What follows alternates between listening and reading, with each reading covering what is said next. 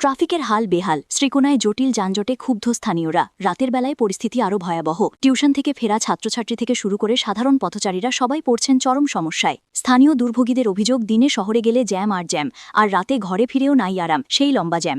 নৈরাশ্যজনক traffic ব্যবস্থাপনার কারণে শুধু শহরই নয়, অদূরবর্তী রামনগর বৃহত্তর শ্রীকোনা এলাকাতেও জটিল যানজটে অতিষ্ঠ হয়ে উঠেছেন স্থানীয়রা বলে ধারণা তাদের। আর এটা ট্রাফিক নিয়ন্ত্রণে চূড়ান্ত ব্যর্থতার আর উদাসীনতার প্রকাশ্য সাক্ষ্য বলে দাবি ওই দুর্ভোগীদের। রামনগর বৃহত্তর শ্রীকোনা এলাকায় ফ্লাইওভার নির্মাণ কাজ চলাকালীন অতিরিক্ত ট্রাফিক না থাকার দরুন প্রতিদিনই দমবন্ধ যানজট। এটা স্থানীয়রা আগেই আশঙ্কা করে ট্রাফিক দেওয়ার দাবি করেন, কিন্তু আজও পর্যাপ্ত ট্রাফিক পুলিশ না থাকায় রাতের অন্ধকারে ঘণ্টার পর ঘণ্টা অটোতে আটকে থাকতে বাধ্য হচ্ছেন সাধারণ মানুষ।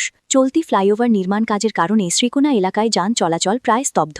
যানজট এতটাই তীব্র যে অনেকেই বাধ্য হয়ে অটো ছেড়ে দীর্ঘ পথ হেঁটে ঘরে ফিরছেন। সবচেয়ে উদ্বেগের বিষয় হল, এই যানজটে আটকে পড়ছে জরুরি অ্যাম্বুলেন্সও। রোগী নিয়ে যাওয়ার সময় মূল্যবান সময় নষ্ট হচ্ছে। স্থানীয় বাসিন্দাদের অভিযোগ, যানজট নিরসনে প্রশাসনের তরফে কোনো কার্যকর ব্যবস্থা নেই। বড় নির্মাণ কাজের জন্য যানজট হওয়া স্বাভাবিক, কিন্তু মানুষের দুর্ভোগের কথা ভেবে অন্তত কিছু ট্রাফিক পুলিশ মোতায়েন করা যেত। প্রশাসনের উদাসীনতায় ক্ষোভ বাড়ছে স্থানীয়দের মধ্যে। ফ্লাইওভারের কাজ যেমন জরুরি, তেমনি সাধারণ মানুষের যাতায়াতের সুবিধাও দেখা প্রয়োজন।